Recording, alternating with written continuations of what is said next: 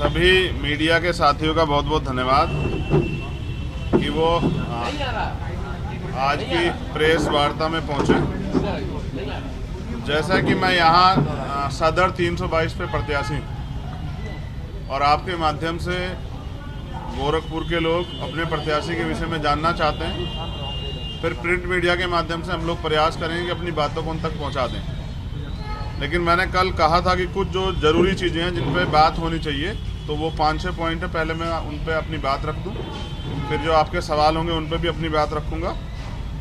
तो धन्यवाद के साथ सबसे पहला विषय है, गोरखपुर यूनिवर्सिटी में एक बच्ची थी प्रियंका भारती, मैं पिछली बार भी उनके घर आया था। उसमें 302 में मुकदमा दर्ज हुआ, कोई गिरफ्तारी नहीं हुई। बताया जाता है कि जो जिन पे मुकदमा हुआ था, जो विभागाध्यक्ष थी दिव्या रानी जी, वो मुख्यमंत्री जी के करीबी, इसलिए उन पे कोई कार्रवाई नहीं। और अभी तो खबर है कि एफआईआर लगी है। उससे भी बड़ी बात ये है कि जो SC/ST एक्ट का कंपनसेशन का पैसा, 1 पैसा उनको नहीं दिया गया, क्योंकि अधिकारियों का कहना ये है कि अगर इनको पैसे मिलेंगे तो कोर्ट जाएंगे लड़ने के लिए, और अधिकारी चाहते हैं कि वो कोर्ट ना जाए। उससे भी अच्छी बात यह है, हमने सुना है कि यहाँ मुख्यमंत्री जी दरबार लगाते हैं। 4 बार वो परिवार गया, जब वो परिवार गया तो मुख्यमंत्री जी दरबार ही छोड़ के चले गए। इतना न्याय जो है उत्तर प्रदेश में और गोरखपुर में घर घर बट रहा है। तो हमारी ये मांग है कि उस मामले की CBI जांच होनी चाहिए, क्योंकि जब तक पीड़ित परिवार संतुष्ट नहीं है तो न्याय नहीं हुआ। और मुझे विश्वास है कि मुख्यमंत्री जी दलितों का दर्द सुनेंगे, उस बेबस परिवार का दर्द सुनेंगे, भागने के बजाय इसमें CBI जाँच के आदेश देंगे। कई मामलों में हुआ तो न्याय जो है वो आसान हुआ है। दूसरी बात है, व्यक्तिगत कारणों से 5 साल में उत्तर प्रदेश में लगभग 123 लोगों पर रासुका लगी, उनमें से एक मैं भी हूँ, जिसका दोष ये था कि वो अपने समाज के हितों की लड़ाई लड़ रहे थे। 123 में से कोर्ट ने 102 मामले खारिज कर दिए, क्योंकि वो कहीं ना कहीं राजनीतिक साजिश के थ्रू लगाए गए थे। 15 लोग सिर्फ अकेले गोरखपुर में, और वो 15 लोगों में से मैक्सिमम लोग वो हैं जो मुख्यमंत्री जी के खिलाफ बोले। तो सत्ता का दुरुपयोग जो मुख्यमंत्री यहाँ बैठ के कर रहे हैं, गोरखपुर का जो सच है वो जानना चाहिए पूरे उत्तर प्रदेश देश को, कि यहाँ हिटलरशाही तानाशाही है। अगर मीडिया का ही साथी बोलता है तो उसको भी अपनी जान बचाने के लिए शरण लेनी पड़ती है। तो ये उत्तर प्रदेश में सामाजिक न्याय, एक बहुत बड़ा मामला गोरखपुर BRD मेडिकल कॉलेज का। एक डॉक्टर हैं, डॉक्टर भगवान का रूप होते हैं, डॉक्टर कफील खान, और अपनी खामियां छिपाने के लिए उनको इतना प्रताड़ित किया गया, झूठे मुकदमे लगा के उनको जेल में रखा गया, और महाराष्ट्र से पकड़ के NSA उन पर लगाई गई। फिर कोर्ट ने कह दिया कि ये इनके ऊपर जो किया जा रहा है ये गलत, ये दोषी नहीं है। उन्होंने, कोर्ट ने जो है उनको सारे आरोप खारिज कर दिए। उनकी 70 साल की एक माँ है, पुलिस समय समय पे उनको परेशान करती रहती है। और गोरखपुर में BRD मेडिकल कॉलेज का जो वो बच्चों का जो इतना बड़ा जो हादसा हुआ था, वो सिर्फ और सिर्फ सरकार की फेलियर था। उसको छिपाने के लिए मुख्यमंत्री जी ने बलि का बकरा मुसलमान होने के नाते, क्योंकि उत्तर प्रदेश में तो मुख्यमंत्री बात करते हैं 80-20 की, मुसलमान होना भी अपराध, तो इसलिए कफील भाई को परेशानियां झेलनी पड़ रही है। लेकिन ये एक डॉक्टर के साथ होना, ये इस बात का पैमाना है कि वो किसी भी कीमत पे अन्याय के खिलाफ जो आवाज़ उठेगी उसको दबा देना चाहते हैं।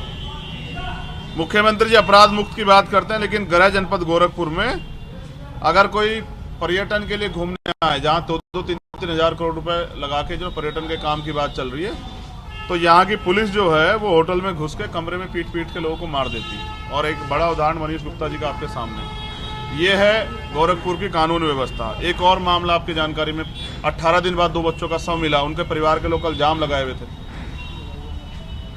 घटना खोलने के नाम पे पता नहीं किसे जेल भेज दिया है। परिवार संतुष्ट नहीं है, लेकिन क्योंकि हम आने वाले थे तो प्रयास करके उनको मैनेज कर रहे हैं। वो परिवार भी अभी उनसे मिलेंगे, क्योंकि यहाँ अपराधियों को नहीं, कथनी करनी फर्क होने के कारण अपराधियों को तो संरक्षण दिया जा रहा है, लेकिन लोगों की जान जा रही। एक संजू देवी और महिला थी, अब ये कह रहे हैं कि ये राम राज्य है, वहीं उनकी गोली मार के हत्या की गई परसों रात। तो ये गोरखपुर। एक यहाँ प्रोफेसर हैं कमलेश गुप्ता जी, जो हिंदी विभाग दीनदयाल जो गोरखपुर विश्वविद्यालय है उसमें विभागाध्यक्ष के जिम्मेदार थे। उनको वो बनते विभागाध्यक्ष, उनको रोकने के लिए वहाँ के कुलपति ने साजिश करके उनको निलंबित कर दिया। वो आंदोलन कर रहे हैं। वो पिछड़े वर्ग से आते हैं, इसलिए कुलपति जी नहीं चाहते कोई पिछड़े वर्ग का व्यक्ति यहाँ विभागाध्यक्ष बन जाए। उन्होंने तो एक घोषणा भी कर दी थी कि मैं शरीर त्याग दूंगा बसंत पंचमी वाले दिन। मैंने उनसे बात की, सर आप अध्यापक हैं, आप समाज का उदाहरण हैं, आप ऐसा कोई कदम मत उठाइए कि हम युवाओं के हौसले टूट जाएं। उन्होंने अपना प्रण वापस लिया, लेकिन वो आंदोलन कर रहे हैं। तो ये गोरखपुर का विश्वास है, जिस विश्वास की बात मुख्यमंत्री करते हैं कि यहाँ जनता में बड़ा विश्वास है।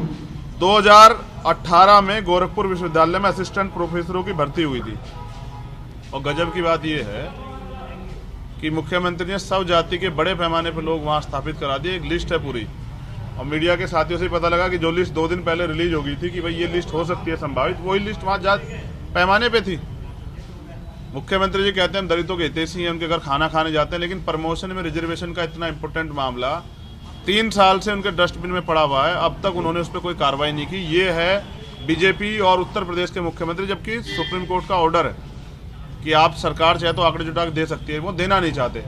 इससे क्या होगा, एक तो प्रमोशन रिजर्व होगा तो दलितों को सशक्तिकरण मिलेगा, दूसरा बैकलॉग आएगा तो नई नियुक्तियां होगी। तो ये भी मुख्यमंत्री नहीं कर पा रहे। 49 शिक्षक भर्ती का मामला आप जानते हैं, और मैं पूरी जिम्मेदारी से कह रहा हूँ मुख्यमंत्री इसके बाद चाहे मेरे ऊपर मुकदमा करा दें। 69,000 शिक्षक भर्ती में घोटाला हुआ था, मुख्यमंत्री जी ने एक्सेप्ट किया, 6800 वैकेंसी रिलीज की, कोर्ट ने भी कह दिया कि मिलना चाहिए, लेकिन घोटाला करने वाले की जगह जेल में होनी चाहिए नहीं होनी चाहिए। उन पे 420 का मुकदमा दर्ज होता, लेकिन करे कौन? पुलिस प्रशासन तो नतमस्तक है। तो जिस मुख्यमंत्री को, जैसे ओम प्रकाश चौटाला जेल रहे थे, जिस मुख्यमंत्री को जेल जाना चाहिए था, वो लोगों कह रहे हैं कि सरकार गर्मी ठंडी कर देंगे, शिमला बना देंगे। ये असंवैधानिक भाषा ना किसी संत की हो सकती, ना ही मुख्यमंत्री की। तो मैं तो चाहता हूं कि जितना जल्दी सरकार बदलेगी तो हम मुख्यमंत्री जी पे 69,000 शिक्षक भर्ती में जो पिछड़े दलितों का हक छीना, 20,000 पदों का घोटाले में जांच करवा के मुकदमा दर्ज करवा के मुख्यमंत्री जी को जेल भेजेंगे। मुख्यमंत्री जी सुन लें। और अब मैं चंद्रशेखर आजाद, सहारनपुर उत्तर प्रदेश का रहने वाला, मुख्यमंत्री जी से नजदीक हूँ। वो उत्तराखंड का है, मैं उत्तर प्रदेश का हूँ। हम पिछले 5 साल यहाँ लड़ते रहे, और अब भी हम गोरखपुर लड़ने के लिए, क्योंकि हमने घोषणा की थी जहाँ से मुख्यमंत्री लड़ेंगे हम लड़ेंगे। मुख्यमंत्री जी पहले अयोध्या कहते रहे, फिर मथुरा, और उसके बाद रिवर्स गैस लगाया। मैंने पहली बार देखा कि रिवर्स भी 4th गियर होता है, सीधे अयोध्या। और अयोध्या में भी बड़ा खेल किया परिसीमन में, जो माइनॉरिटी का वोट, जो मन बनाए बैठा था कि मुख्यमंत्री को सबक सिखाना, जिन्होंने अन्याय सहा है, उस वोट को डिवाइड कर दिया दूसरी विधानसभा में। इस परिसीमन पे भी दोबारा बड़ा काम होगा। जैसे गोरखपुर की जनता ने टीएन सिंह जी को सबक सिखाया 1971 में, जैसे गोरखपुर की जनता ने उपचुनाव में इनको सबक सिखाया, ऐसे ही इस बार के विधानसभा चुनाव में भी गोरखपुर की जनता मुख्यमंत्री जी को सबक सिखा के बताएगी कि ना तो गोरखपुर की जनता गुलाम है, वो लड़ने वाले को पसंद करते हैं, ना ही मुख्यमंत्री जी यहाँ के तानाशाह हैं, हिटलर है, ना ही मालिक। जनता जवाब देगी चुनाव में। चुनाव तैयार है, मैं लगातार यहाँ रहूँगा। और कल भी मैं कई मामलों में मिला था, यहाँ महिलाएं दर्द भटक रही है न्याय के लिए, थाने में रिपोर्ट नहीं दर्ज होती। अब ऐसा नहीं होगा। अब यहाँ नौजवानों का भाई उनके हक की लड़ाई के लिए, माँओं बहनों का बेटा उनकी लड़ाई के लिए यहाँ मौजूद है। मैं कल गया था प्रियंका के घर, और ये मैं मीडिया के साथियों को दिखाना चाहता हूँ, ये विकास है गोरखपुर का, ये शहर है। आप अगर करीब से देखेंगे ना, देखिए, मैं दिखा देता हूँ, ये देखिए, ये गोरखपुर का विकास है। दूध की नदियां बह रही है। ये प्रियंका जी की गली का है। कौन सी जगह? शिवपुर का, नगर में ही है, शिवपुर शहबाज का। देखिए, ये गोरखपुर में दूध की गंगा